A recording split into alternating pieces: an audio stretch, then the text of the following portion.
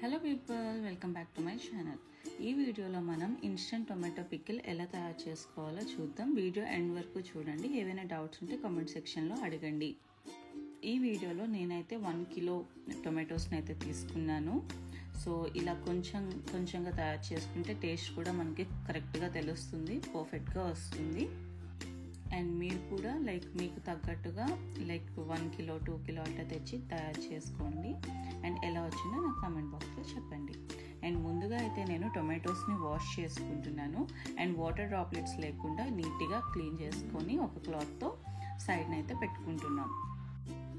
So పక్కన కొంచెం గాలికి అలా వేస్తే అవి బాగా డ్రై అవుతాయి. తర్వాత ఇలా ముక్కలుగా కోసి సైడ్న అయితే పెట్టుకుంటున్నాను. ఈ గ్యాప్లో మనం ఆవాలు అండ్ మెంతులని లైట్గా హీట్ చేసుకోవాలి. సో మెంతులు కొంచెం టైం పడుతుంది, ఆవాలు అయితే ఫాస్ట్గా హీట్ అయిపోతాయి కాబట్టి ముందు నాకు ఆ క్లిక్ మిస్ అయింది. తర్వాత నేను కడాయిలో కొంచెం ఆయిల్ వేసుకొని ఆ ఆయిల్ వేడైన తర్వాత టొమాటో ముక్కలన్నీ ఆయిల్లో వేసుకుంటున్నాను. సో ఇవి నెమ్మదిగా కుక్ అవుతాయి. అలా కలుపుకుంటూ అలాగా కుక్ అయినంత వరకు అలా ఫ్రై చేసుకుంటూ ఉండాలి. సో కొంచెం సేపు అయ్యాక మనం లిడ్ కూడా క్లోజ్ చేసి కుక్ చేసుకోవచ్చు.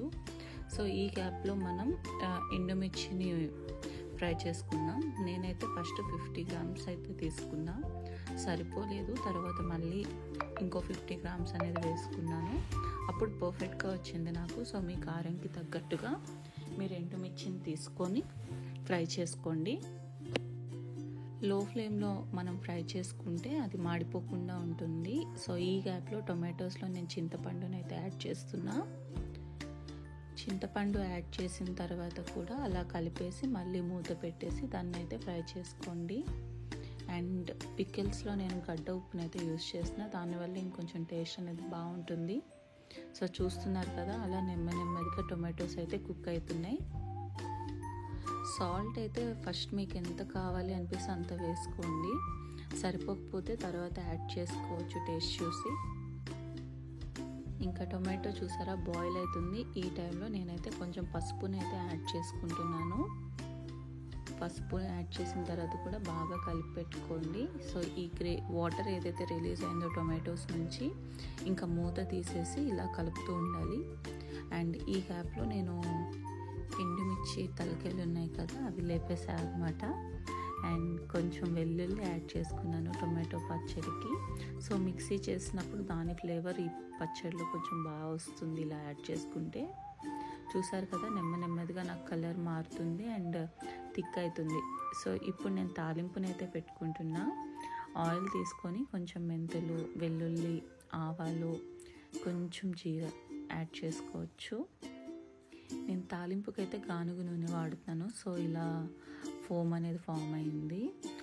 అవి ఫ్రై అయ్యే గ్యాప్లో నేనైతే టొమాటో పేస్ట్ని అయితే రెడీ చేసుకున్నాను. అండ్ ఆల్సో మెంతి పొడి, ఆవాల పొడి కూడా రెడీ చేసుకున్నాను. ఇప్పుడు పోపులోకి ఎండుమిర్చి వేసుకుంటున్నాను. మీకు తగినంత మీరు వేసుకోండి. అండ్ ఆల్సో ఇంగువ, ఇదైతే మ్యాండేటరీ అన్నమాట. ఫ్లేవర్ అనేది మంచిగా వస్తుంది. సో ఇంకా తాలింపు అనేది చల్లగా అయ్యినంత వరకు సైడ్న పెట్టండి.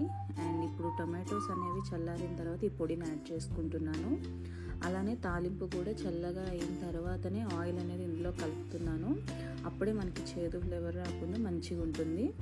ఇప్పుడు ఈ ఆయిల్ అంతా పేస్ట్లోకి వెళ్ళినంత వరకు అలా కలుపుతూనే ఉండాలి. సో ఒకవేళ కారం సరిపోకపోయినా మీరు మళ్ళీ కారం పట్టి వేసుకోవచ్చు ఈ స్టేజ్లో. అలా ఆయిల్ అంతా పోయినంత వరకు అలా కలుపుతూ ఉండాలి. సో ఈ టైంలోనే మనకు కలర్ మారుతుంది. అండ్ సాల్ట్ లేకపోయినా కొంచెం యాడ్ చేసుకోండి. ఒకసారి ట్రై చేసి ఎలా వచ్చిందో కామెంట్ బాక్స్లో అయితే చెప్పండి. బాయ్.